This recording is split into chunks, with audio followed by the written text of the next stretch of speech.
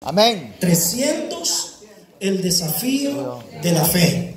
Dios va a desafiar nuestra fe esta mañana. Gloria a Dios. Amén. Cuando Moisés fue el líder de Israel, lo sacó de Egipto, y todos conocemos la historia, no vamos a entrar en detalles. Pero Moisés tomó a un muchacho para que fuese el aprendiz o su discípulo. Y Moisés tomó a Josué. Amén. Y Josué empezó a fijarse todo lo que hacía Moisés, y él iba aprendiendo de Moisés. Al punto de que cuando Moisés faltó, cuando Moisés murió, entonces quien tomó las riendas, el liderazgo de la nación de Israel, fue Josué, porque había sido el discípulo. Todo el mundo confiaba en Josué porque precisamente Moisés lo había instruido. Pero cuando Josué está ya anciano y va a morir, de hecho, cuando Josué muere, ¿quién se queda en lugar de Josué? ¿Hubo alguien? No hubo nadie en lugar de Josué, no hubo nadie. Es decir, Moisés preparó un discípulo, y ese discípulo no preparó a otro para que se quedase cuando él faltara.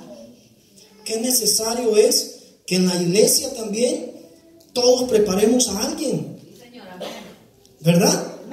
Que los mire, el pastor no está, pero aquí está el hermano Noelito, y me imagino que hay otros predicadores en la iglesia. Hay predicadores, hay otros Josué. Amén. De pronto hay un maestro, y el maestro debe tener un discípulo para que este discípulo después se convierta en un maestro.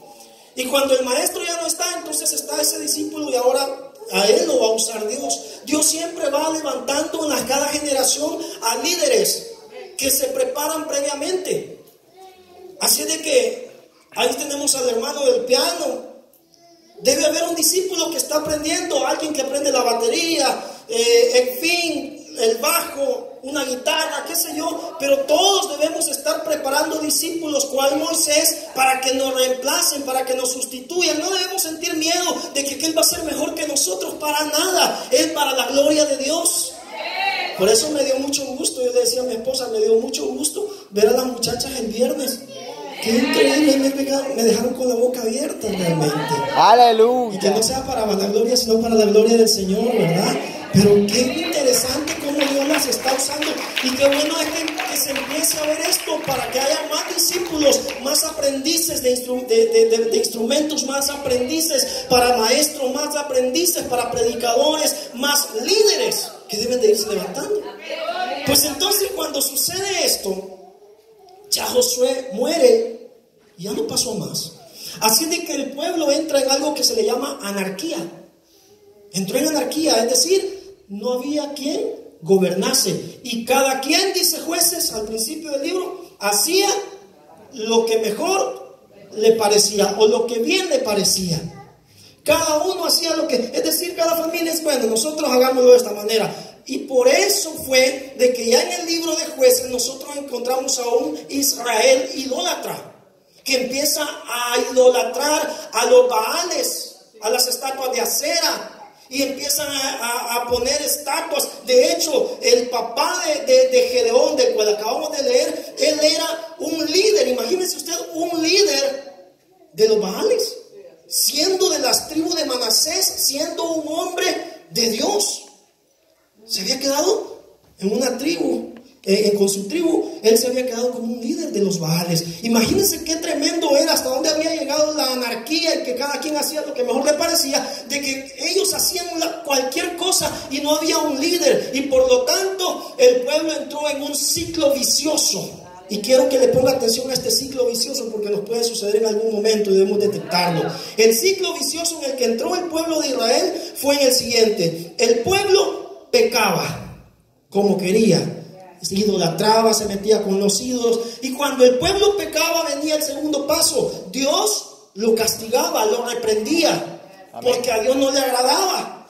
Entonces, cuando el pueblo estaba siendo castigado u oprimido por otras naciones y otros pueblos, venía el tercer paso, y el pueblo se arrepentía de lo que estaba haciendo. Y cuando el pueblo se arrepentía de lo que hacía y clamaban a Jehová, entonces Jehová les enviaba un libertador. Y el libertador llegaba, los libertaba de la opresión, destruía a los pueblos, a las naciones que los tenían oprimidos, y había un cierto tiempo de paz. Podía ser 3, 4, 7 años, 40 años, 30 años. Había de paz mientras ese juez estaba gobernando y ayudando al pueblo. Pero luego de eso, a los años, el pueblo se le olvidaba lo que Jehová había hecho y volvían a caer otra vez ¿en qué?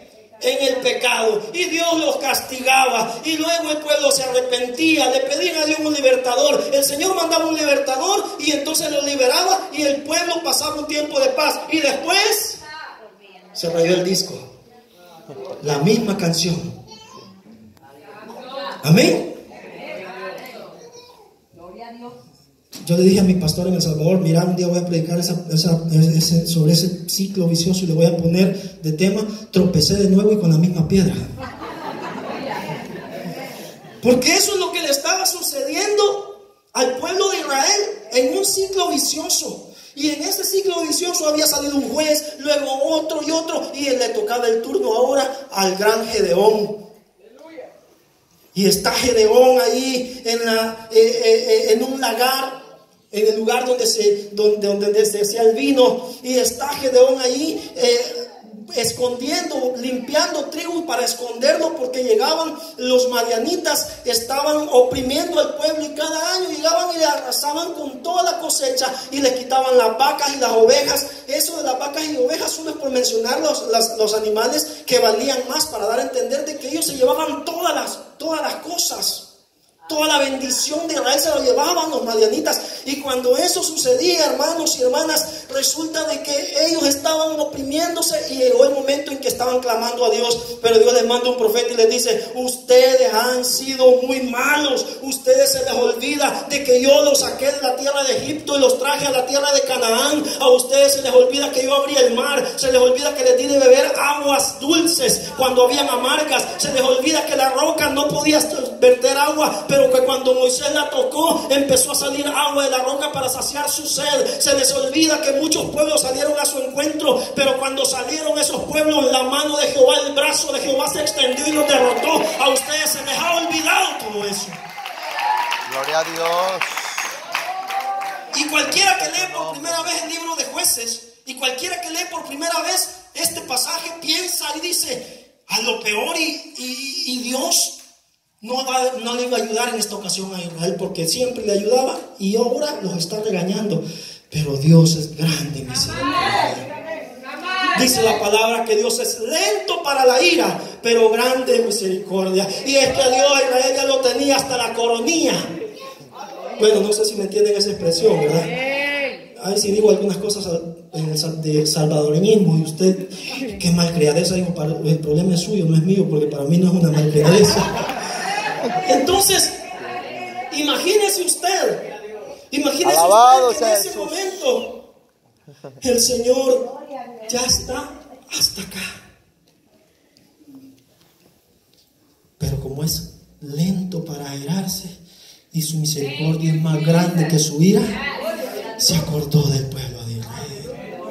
Y es que, hermano, Dios es tan hermoso de que cada día son nuevas sus misericordias. Todo el día pasamos pecando, somos pecadores nosotros, y pasamos y hacemos una cosa y hacemos otra, y de repente no pecados que los hace predeterminados, sino aquellas cositas que se nos escapan, ¿verdad? Vi, pensé, oí, y de pronto tanta cosa durante todo el día pecamos, y llega Dios y va llenándose, y va llenándose, y va llenándose, y llega hasta aquí Dios, y en la noche Dios está hasta aquí con nosotros. Pero luego en la mañana amanece todo vacío, y Dios empieza otra vez desde los pies a llenarse para el nuevo día, porque cada día se nuevas sus misericordias. Aleluya. Y entonces, hermanos, mientras está sucediendo eso, Precioso, Dios se le aparece por medio de un ángel. ¿A quién? A Gedeón. Y cuando llega donde está Gedeón, se le presenta como un hombre común. No crea usted que llegó como un ángel con alas y todo eso, con aureola. No, fue un hombre común y corriente con un bastón. Y llegó y le dijo lo que dice la palabra acá en el verso 12. Jehová está contigo, varón esforzado y valiente. Jehová está contigo, varón esforzado y valiente. Y Gedeón dice: ¿Qué ¿qué saludo es esto, Señor mío? Pero vea usted,